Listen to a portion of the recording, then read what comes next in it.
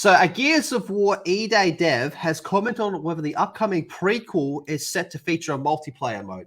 Oh, yeah. Same Hey, shit, Carmine, different you line. alright? You're awfully quiet. It actually Someone's means gotta you be, find with something Bear about these yapping all the missions, time. you know? Oh, I could gag him if you like. Be my treat.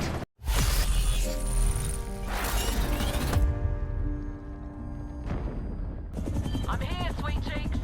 Ready to go?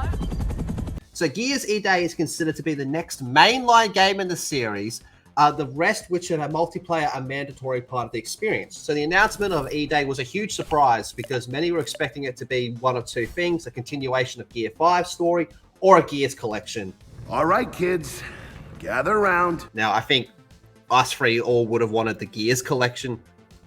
I don't think anyone wanted Gear 6. Given the choice, everyone would have picked the Gears collection.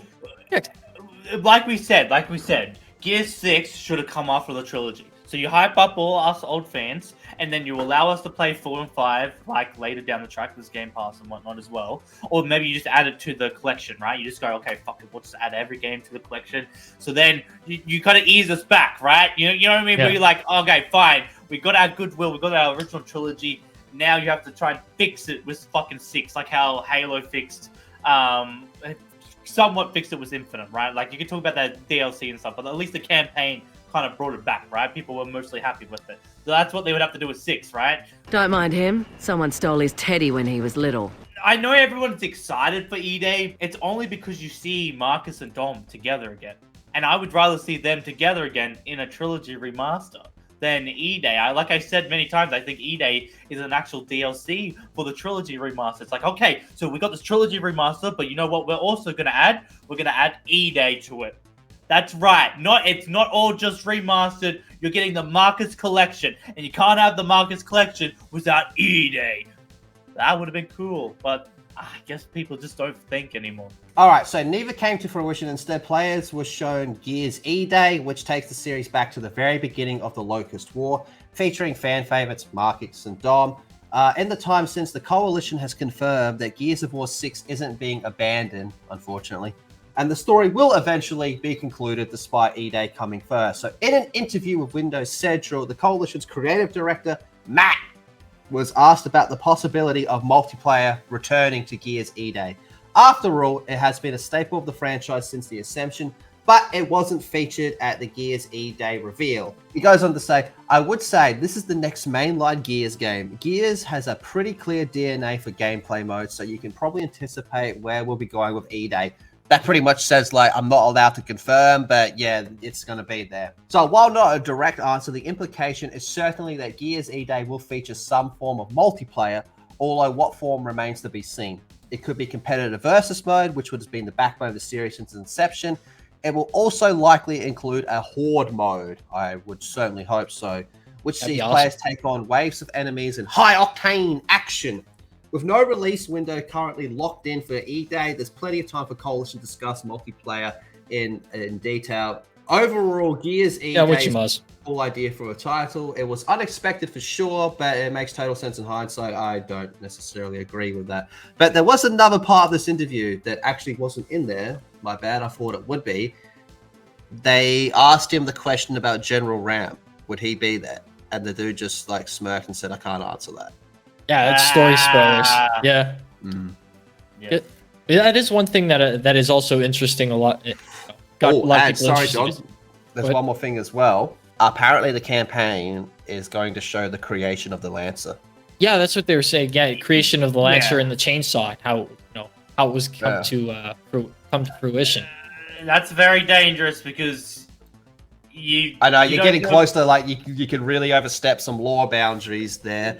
But so far, the more I look at it, I go, they haven't fucked anything up. At least with that announcement trailer and that whole welcome home thing. It's like that lines up. That's on point. Yep, that's really on point. Yeah. Because the other war had only just ended, and they've 2 been weeks like, into 2 weeks. It's 2 weeks into peace, and then the locusts attack, and it's like humanity's at their weakest when they attack, and they wipe out like. Correct me if I'm wrong, but like 75% of the population gets wiped out in like a month. A lot of people had issue with Marcus getting beaten, but Maybe that's not his first time, but that would be almost his first time actually seeing them, and that's why he's Really? getting. People had a problem with him getting beaten. People had a problem with him getting beaten because he's not strong. It's like no. Dude, you gotta realize, like, these cunts come out of nowhere, and this is his first time seeing them. Of course, he's getting his ass whooped. They're way stronger than humans. It's essentially what's going to be his origin story of how he becomes the ultimate badass that we break out of prison with Dom in the first Gears game. This guy, at this point, everybody's foreseeing the freaking locusts for the first time. Of course, he's going to be fucking afraid. That's another thing I'm worried about. Is we already know the ending. Him going to prison. If they do a fucking shit job at showing that, or make it like shitter than what it actually What really should happened? be. Yeah, it's supposed to be like some sort of incident. There's Yeah, so much he really fucked up. disobeys orders to try to save his dad, and then he gets thrown in prison for 40 years. I remember that part. His sentence is 40 years, and he gets his scar in prison by being attacked by guard dogs. I'm worried as fuck. Yeah, they might do a little bit of retconning for some things. Hopefully, it doesn't. You guys are far. You guys. I'm having my Halo Reach moment. Yeah, that's it. This is one of your babies for you guys. There, I was less inclined. My Halo Reach. I enjoyed the game, but never was into it as much as you guys. So I hope you get what you want. All these fucks are saying it's good, but it's ruined everything I loved. Oh, we'll see. I'm really interested to see how the story develops for this. Like, the whole experience around it. And how long is it going to go for? I want to know as well. If it's going to show the creation of the Lancer, it has to go for a while. The story has to cover a decent amount of time. So I'd imagine there'd be quite a bit of jumping around. Okay, so we were kind of speculating it might be just for the day, Yeah, it can't be. Can't be. Yeah, if that Lancer part's real, it can't be. Yeah, for sure. It has to be a significant amount of time at least, because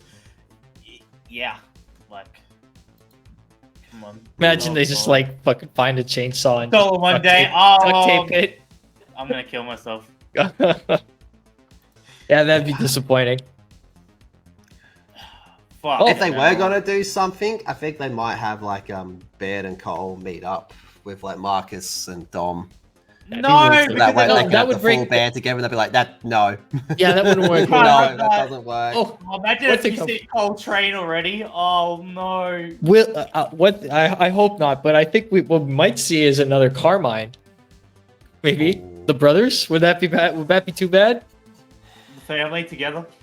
Yeah, the whole family together. We finally got to see the family together.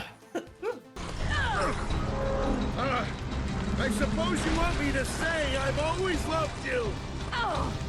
But I don't. I really